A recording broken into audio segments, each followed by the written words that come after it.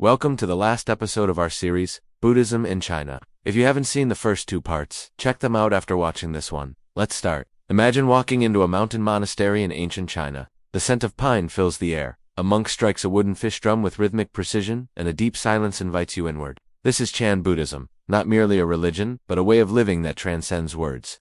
But what exactly is Chan Buddhism, and how has it impacted China over the past 1,000 years? Keep reading to uncover the roots of Chan, its hidden teachings, and how it continues to transform lives today. 1. Origins of Chan Buddhism.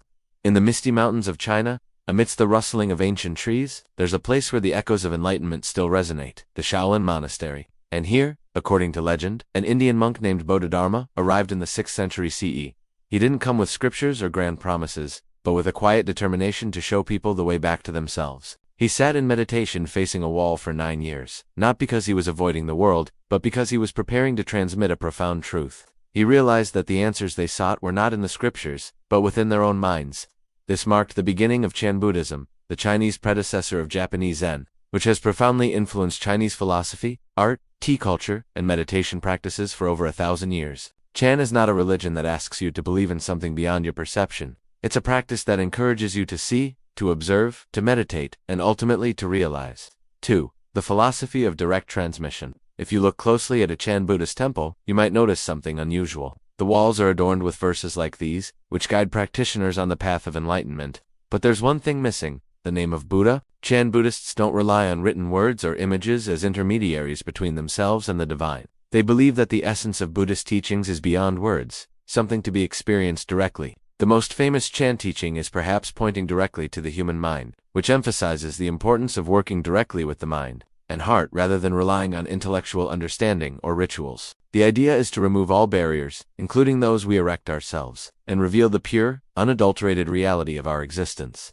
Another key teaching is seeing one's true nature is enlightenment, which highlights the belief that we all possess the potential for enlightenment within us. It's about recognizing this inherent purity, not adding to it or subtracting from it, but simply acknowledging it. 3.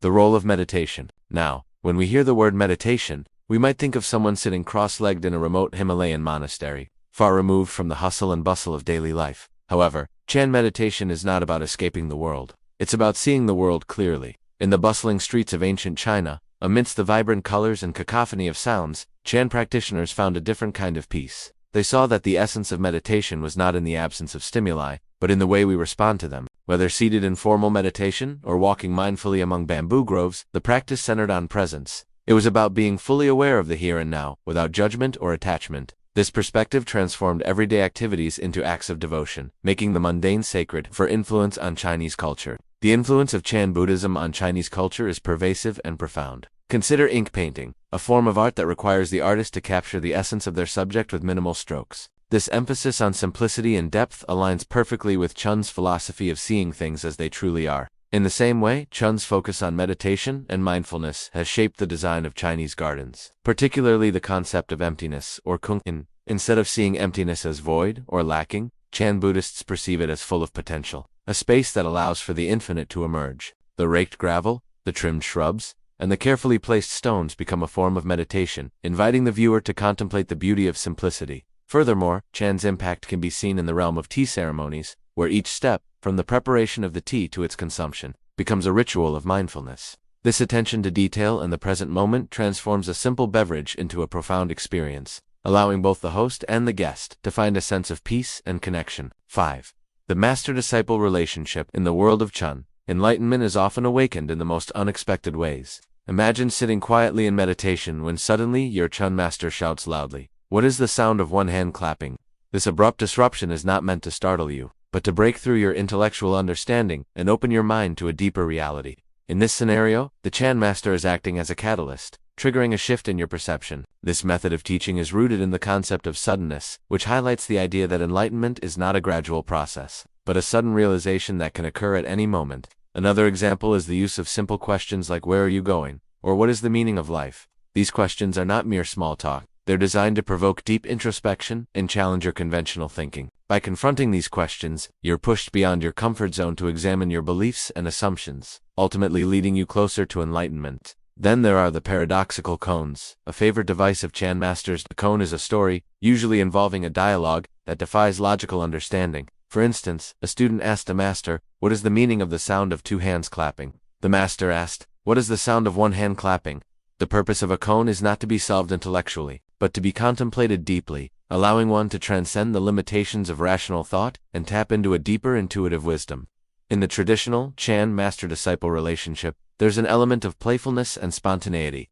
The master is not a distant sage, but a guide who uses unconventional methods to awaken enlightenment in their students. The goal is not to simply impart knowledge, but to create an environment where students can discover their own inner wisdom. 6. Chan in the modern world. Today, Chan's influence has transcended monastery walls. From popular meditation apps to urban retreats in bustling cities like Beijing, Chan has become a part of everyday life for many.